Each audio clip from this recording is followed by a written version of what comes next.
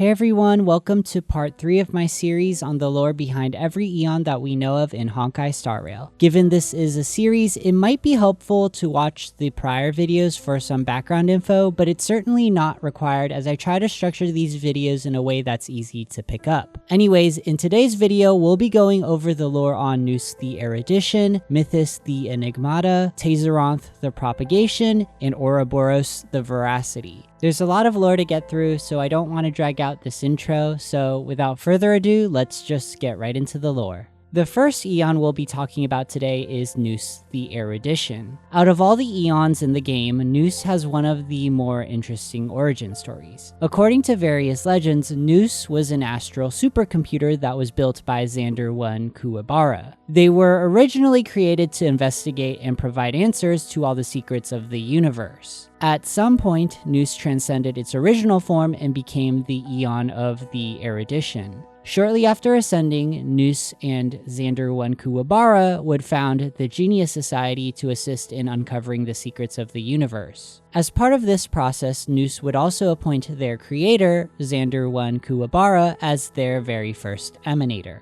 To this day, it's said that Nous continues to research the universe hoping to solve all of its mysteries. The current whereabouts of Nous are unknown, but what we do know is that they are a very reclusive Aeon. That being said, there were a few interesting lore dumps that we get on this Aeon. One thing we learned during the Shinzo story questline was that the symbols used by the Matrix of Prescience are speculated to have originated from Nous. It's not clear how or when the Shinzo Alliance received this technology from Nous, or if it even came from the Aeon of Erudition. It's very possible that this technology was created in collaboration with the Intelligentsia Guild or the Genius Society, but we don't have any records to back this theory. The second thing we learn about Nous is that they potentially know what happened to Akivili. Given that Nous is constantly observing and researching the universe, it's very likely that they are aware of what happened to Akivili. The same could be said for the other deceased Aeons as well. Another thing we learn is that much of the research and journals maintained by Xander I Kuwabara have either been lost or destroyed. It's not clear why these records were not preserved, but I have several theories regarding this.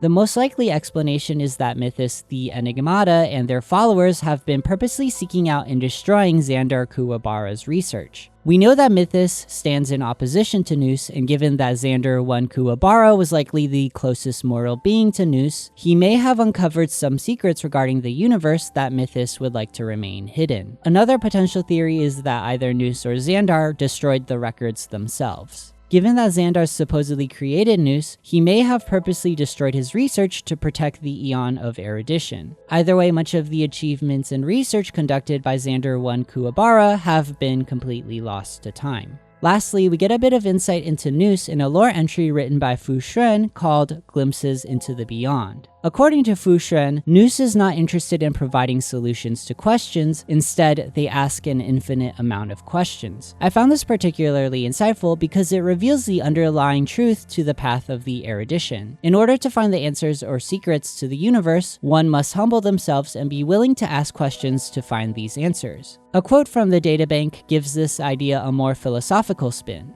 According to the lore entry, all things bear unanswered questions, and there is an answer to everything. And since there is an answer to everything, it implies there are an infinite amount of questions to ask. So, in order to fully understand the cosmos, one must also find the answer to everything in the universe. This is what underpins the path of erudition and gives us some insights into the ideology of the Aeon of Erudition. Given this information, it's clear that Nous is on an unending quest to discover all they can about the universe and its mysteries. When it comes to Nous, one thing we must talk about is the origin behind their name. The word Nous is an ancient Greek word. The definition of this word is a bit difficult to explain as we don't really have another word in English that can fully capture what this word means. Additionally, much of the discussion and interpretation of this word is deeply rooted in philosophy. As a result, you may get different answers to the meaning behind this word depending on who you ask and what philosophical school they follow. For the purposes of this video, I won't go super in depth into this philosophical concept of the the Nous, as we could talk about this topic for months. And I'm not even kidding, like when I was doing research for this video, I spent hours reading through research papers and documents without an end in sight. Because of this, we'll go over the idea of the Nous at a very general and high level. Essentially, the Nous is the representation of intelligence, perception, and rational thinking that only human beings are capable of. In some cases, it is described as an aspect of the human soul that allows for self-awareness and higher level thinking. It's the kind of knowledge and intelligence that distinguishes humans from animals. The way I like to think about the Nous is that it represents the cognitive ability and rational thinking of humans that allows us to perceive or pursue the truth.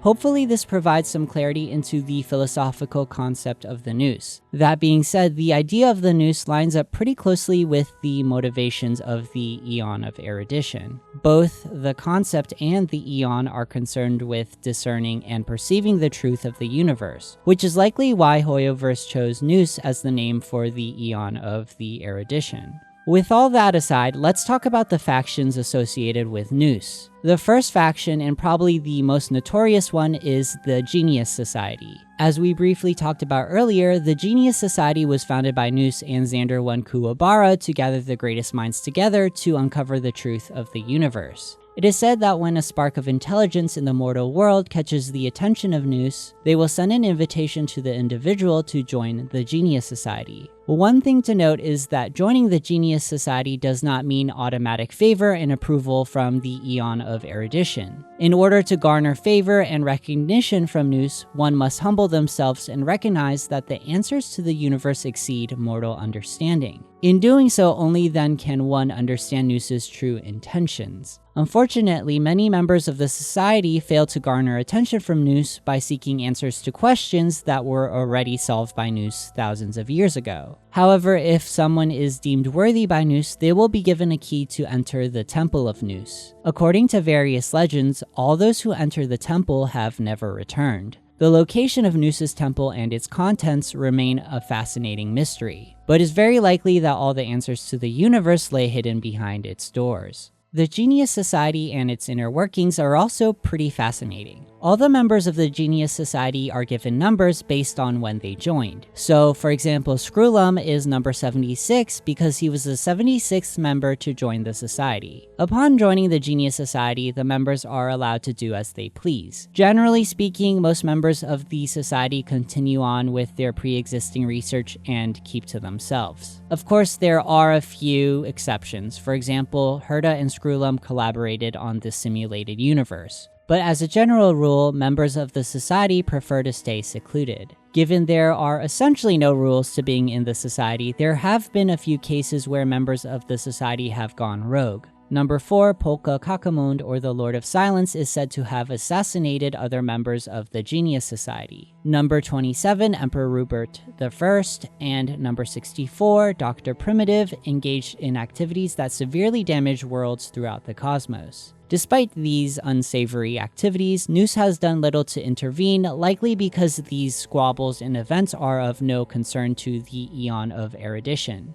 In fact, Nous is pretty hands-off in managing the Genius Society aside from recruiting others to join the organization. Lastly, I would like to point out that not all members of the society are emanators of Nous. Currently, the only individuals that are confirmed to have received direct blessings from Nous as emanators are Herta and Xander 1 Kuwabara. Overall, I found the Genius Society to be a fascinating organization and even more interesting when you dive into the diverse lore of each of its members. The second faction that worships Nous is the Intelligentsia Guild. Unlike the Genius Society, the guild doesn't gather much attention from the Aeon of Erudition. As a result, the members of the Genius Society look down upon the guild. Operating as an open and public organization, the Intelligentsia Guild is much less exclusive than the Genius Society. They are willing to accept any and all beings from the universe that want to learn and pursue knowledge. As such, the various schools of thought within the guild are actively engaged with each other in exchanging wisdom and knowledge. Additionally, the guild is also willing to collaborate and share research with external organizations like the IPC and Xianzhou Alliance.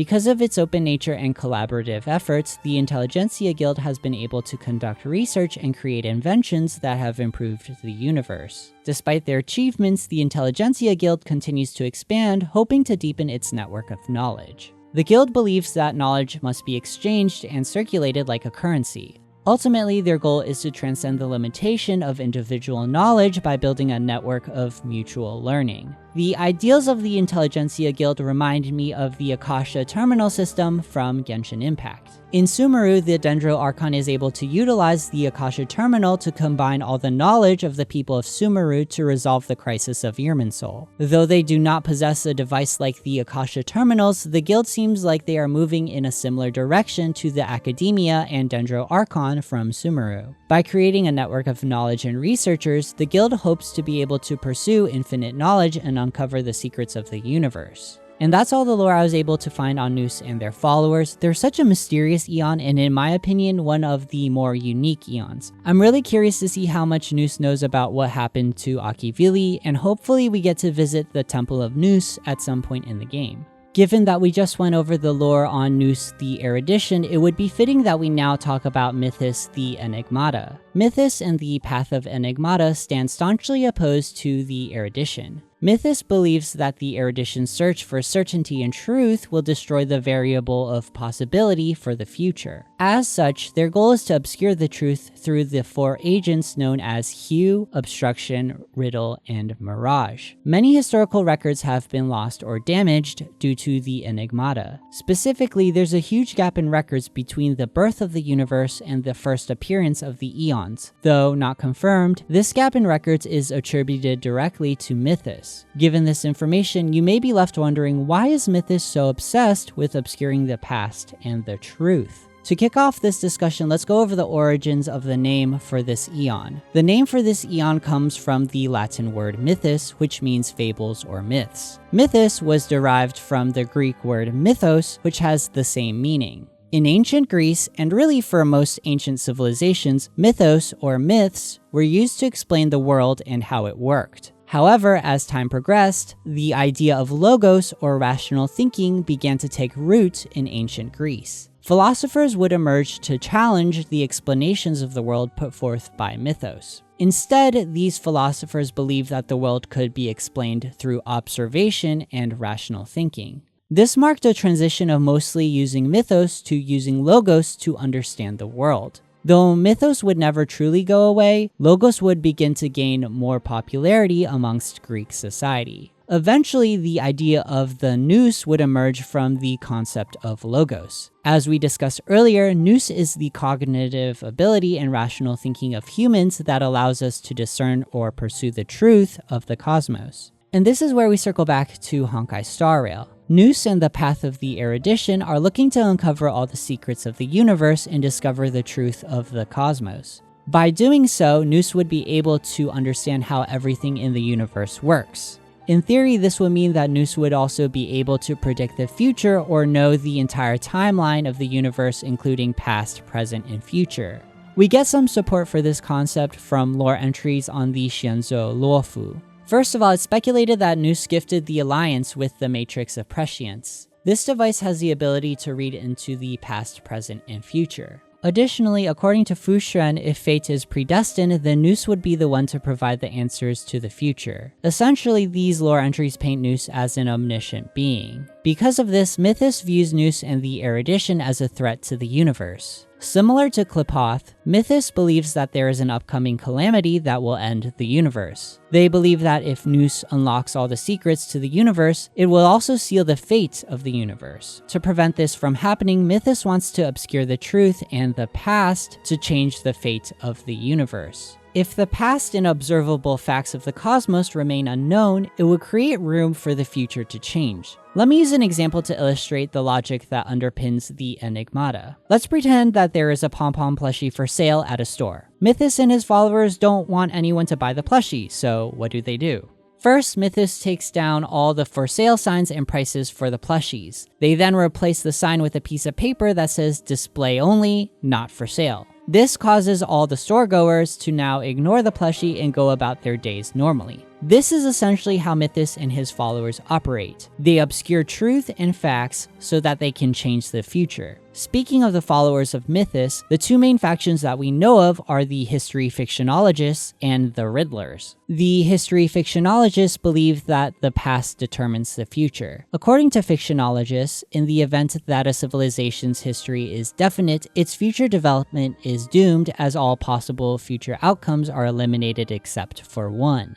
For the Fictionologists, this is an unacceptable conclusion, so they turn to Mythus to shroud the universe in mystery and destroy history. The actual act of destroying history is not well understood, but many worlds have begun to feel the irreversible damage left behind by this faction. An example of a tool that was used by a history fictionologist is the parchment that always eats, which is a curio that endlessly feeds on the history of humanity. To counteract the threat this curio poses, Herta has created false memories of the world to feed to the parchment. However, it is possible that this curio may catch on to this trickery and once again threaten humanity. Not only does this faction destroy history, but they also manufacture false histories of the universe. In the simulated universe, we meet a history fictionologist that manufactured a fake history for the kingdom of New Londinium. It was so well written that it even fooled the government officials into believing the false history. As a result, the kingdom and its prime minister make decisions off this false narrative.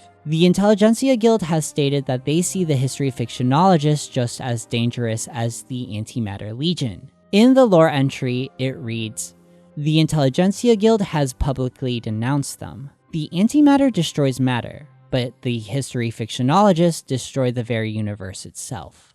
By destroying or rewriting history, the fictionologists can force civilizations into making decisions based on misinformation."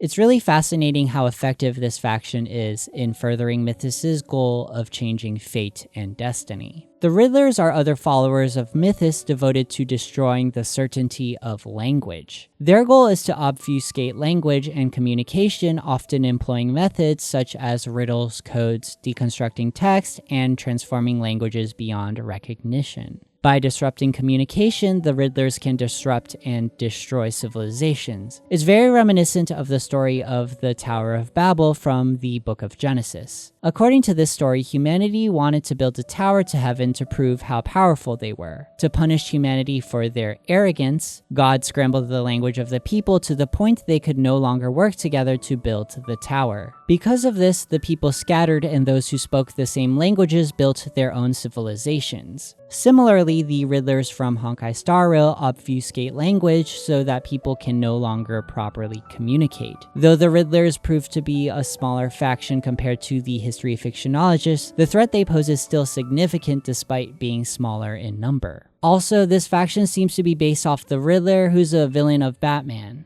Just a really cool pop culture reference, and since I'm a huge fan of the Batman series, I thought I would mention it. Overall, Mythos is a really interesting Aeon, and I think it's really cool how they are an opposing force to an Aeon like Nous. Next up, we have my personal favorite Aeon, Tayzzyronth the Propagation. Tayzzyronth goes by a few names, which include the Sand King, the Imperator Insectorum, the Swarm Author, and the creator of the Swarm Disaster. As the last member of a race called the Coleoptera, Tayzzyronth discovered the path of propagation out of a desire to escape loneliness. During the Xianzhou story questline, Kafka tells us that Tayzzyronth was somehow able to take over a part of the path of the permanence to form the path of the propagation. How they were able to do this remains unknown, but in my last video, I speculated that this may be the reason why the Vidyadhara are unable to reproduce. After ascending to Aeonhood, Tayzzyronth would metamorphosize into an infinitely self-duplicating horror. In following the ideals of the path of propagation, the Imperator Insectorum's sole goal was to reproduce and multiply. With a host of duplicated Tayzzyronths, they would invade multiple worlds across the universe, destroying anyone who stood in their path. Any world or organism that they came across would serve as food for their offspring. It is said that the swarm grew so large that in some cases they could completely cover the night sky. The situation grew so bad that it threatened the very existence of the universe. Because of this, several Aeons came together to address the issue at hand. Eventually, these Aeons would imprison Tayzzyronth, and sensing the urgency of the situation, Tayzzyronth would beg for mercy, offering up their ability to reproduce for survival. This request was ignored by his fellow Aeons, and in a bright flash of light, they slew Tayzzyronth. Although the crisis has ended, it has left its mark on the universe. Many worlds and planets were completely decimated by the swarm. Additionally, it's believed that Tayzzyronth and their swarm indirectly led to the ascension of Nanook to Aeonhood on the planet called Adalavoon. Despite Tayzzyronth's death, the swarm has survived and continues to spread throughout the universe. A group of armed archaeologists from the Intelligentsia Guild once discovered a network of insect webs deep inside a planet. As they ventured further into the planet, they discovered thousands of egg sacs, worms, and skin shells left behind by these organisms. Unbeknownst to the expedition group, physically touching the webs would prove to be deadly. One member of this group accidentally came into contact with one of these insect webs and was immediately infected by a parasitic larva. In his desperation, he cut out one of the larvae that had infected him so that it could be delivered to the Intelligentsia Guild for further studies. The guild ultimately concluded that these insects were the descendants of Tayzzyronth, the Imperator Insectorum. Since then, organizations like the IPC and Intelligentsia Guild have been intensively monitoring the status of the swarm. Almost all planets that were infected by the swarm have become hellscapes. Because of this, the IPC and Intelligentsia Guild recommend that any infected planets be completely destroyed to prevent the spread of the swarm.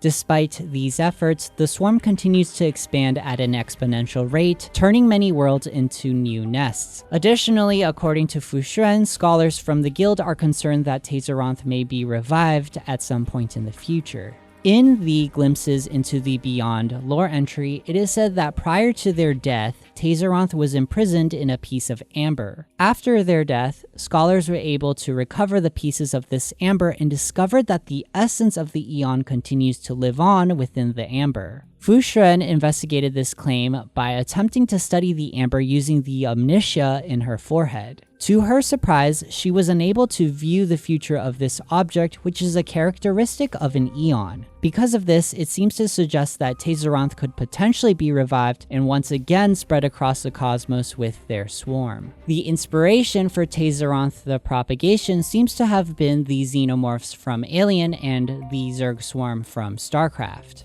In the Alien franchise, the Xenomorphs are a parasitic species of aliens that require biological hosts to reproduce. The sole goal of the Xenomorphs is to survive and perpetuate their species. Typically, the Xenomorphs are part of a larger hive. The queen of the hive will lay eggs that will give birth to creatures known as facehuggers. When exposed to a biological life form, the facehugger will latch onto the organism and implant the larva of the Xenomorph into the host. The larva will then eat away at the host, and when it is large enough, it will burst out of the host in a very violent manner. And if you've seen any of the Alien movies, you'll know what I'm talking about. Anyways, once the Xenomorph has emerged from its host, it will continue to hunt until it reaches maturity. As more and more Xenomorphs are born, they will all contribute to taking care of the hive and ensure its growth. The Xenomorphs from Alien are extremely aggressive and very hard to kill. In the Alien movies, they are very quickly able to infect and take over planets and spaceships. And because they are so hardy, the only way to stop these creatures is to destroy the spaceship or planet that houses them. Similarly, Tayzzyronth and the Swarm are able to reproduce via parasitic infection. They are also aggressive and can quickly infect an entire planet. The Swarm, or the Zerg from StarCraft, seem to be the direct inspiration for the name behind Tayzzyronth's followers. In the StarCraft universe, the Zerg are a species of biologically advanced insectoid aliens. The Zerg are able to travel across the universe, infecting all the worlds that they come across. They are known for their aggressive behavior and have been known to completely decimate all life forms on the planets they invade. An interesting characteristic of the Zerg is that they have the ability to mutate and assimilate useful genetic code into their own genes. This allows the Zerg to adapt to new environments very quickly. Similar to the Xenomorphs, the Zerg can reproduce by infecting biological organisms. However, generally speaking, the Zerg are born from spawning pools composed of biological materials. When it comes to reproduction, the Zerg are known for their ability to multiply their numbers very quickly, even to the point that they are able to completely cover the sky and the land with their swarms. The Zerg are also species that are part of a hive mind. This hive was originally led by a being known as the Overmind. However, an alliance of humans and Protoss were able to work together to destroy the Overmind. Without its leader, the swarm would continue to spread and grow, though much less effectively without the Overmind. In later years, Sarah Kerrigan, or the Queen of Blades, would take over and lead the swarm. Again, the similarities between the Zerg and Tayzzyronth are pretty uncanny. Like the Zerg, the swarm from Honkai Star Rail are able to reproduce quickly and overwhelm the planets they invade by sheer numbers. Both groups are capable of reproduction by parasitizing biological life forms. Lastly, like the Zerg, the swarm from Honkai Star Rail lost their leader, Tayzzyronth, but continued to spread throughout the universe. Anyways, that's all the lore I was able to find on Tayzzyronth, and as a huge fan of Alien StarCraft, it was really cool to see Hoyoverse make these sci-fi references through Tayzzyronth. The last and final Aeon we'll be covering today is Oroboros the Voracity. Ouroboros was a Leviathan that ascended to Aeonhood. They are known as the Drinker of Worlds, the Unsatisfied Devourer, and the Black Hole with Thought. Ouroboros believes that the universe will eventually return to darkness, and that this darkness will be brought on through the consumption of all life and the stars. Unfortunately, there isn't a whole lot of lore directly on Ouroboros, but we do have several lore bits on the Leviathans which can help us understand this Aeon a bit more. According to Welt, the Leviathans existed before the birth of the Aeons. However, these ancient creatures suddenly disappeared shortly after the birth of the first Aeons. If this is true, it might mean that Ouroboros was the first and oldest Aeon in the universe. Another thing we learned from Welt is that many people believe that Ouroboros was the last of their kind. In a lore entry for the Shattered Starbait, we're told that researchers of the past would use pieces of nebulas and stars as bait to draw out the Leviathans. However, ever since the Dusk Wars, they have been unsuccessful in luring out any Leviathans using starbait. It's speculated that this historical event could have led to the death of the Leviathans. Another theory speculates that Ouroboros may have died, which is what caused the rest of their species to go extinct. Regardless, what we do know is that the remains of the Leviathans have been discovered and repurposed by the Antimatter Legion. For example, the Doomsday Beast is created by reforging the remains of Leviathans into monsters of the destruction. That being said, it's still possible that the Leviathans and Ouroboros still exist. During the Xianzhou questline, Kafka lists off all the Aeons that have died. Interestingly, Ouroboros was not mentioned, which could potentially mean that they are still alive, or I could be wrong and Kafka just failed to mention this Aeon. Either way, the name for this Aeon is derived from an ancient symbol known as the Ouroboros. Typically, the Ouroboros is depicted as a serpent or dragon eating its own tail. Throughout history, the symbol of the Ouroboros has been used for varying purposes, but it typically represents the cycle of life and death and eternity. Honkai Star Rail seems to focus more on the depiction of Ouroboros rather than its symbolic meaning in religious and alchemical texts. In the game, Oroboros the Voracity represents an unending hunger that threatens to consume the entire universe. That's pretty much it when it comes to the lore on Ouroboros. They're definitely one of the Aeons with very little lore, and I'm not entirely sure if we'll get any more information on this Aeon. But who knows, maybe Hoyoverse will surprise us with some more lore on this hungry monster. And with that, we have reached the end to part 3 of this series on the lore of the Aeons. Congratulations to everyone who made it to the end. I tried to make this entry in the series a bit shorter because the last one was way too long. Hopefully y'all enjoyed this video. Please let me know down in the comment section below which Aeon you enjoyed learning about the most so far. As always, don't forget to like, share, and subscribe, and hit that notification bell to know when my next video comes out. And I'll see you guys next time. Peace!